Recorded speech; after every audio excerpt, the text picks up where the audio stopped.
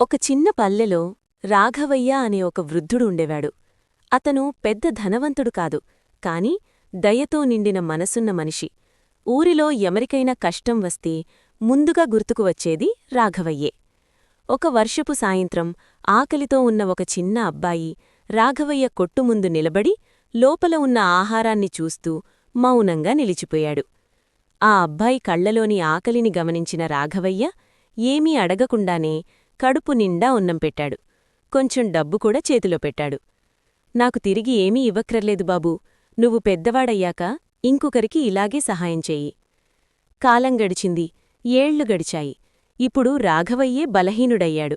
ఒక ఆసుపత్రి బెడ్ మీద తన జీవితాంతం చేసిన మంచిని తలుచుకుంటూ మౌనంగా పడుకున్నాడు. ఆసుపత్రి బిల్లు చూసి రాఘవయ్య గుండె బరువెక్కింది. ఎలా చెల్లించాలో తెలియని స్థితి. ఆశ్చర్యంతో రాఘవయ్య తల ఎత్తి చూశాడు. ముందు నిలబడి ఉన్న డాక్టర్ ఆ రోజు తాను సహాయం చేసిన ఆ చిన్న అబ్బాయే. తాతయ్య, మీరు పెట్టిన ఆ ఒక్క పూట అన్నమే నన్ను ఈ స్థాయికి తీసుకొచ్చింది.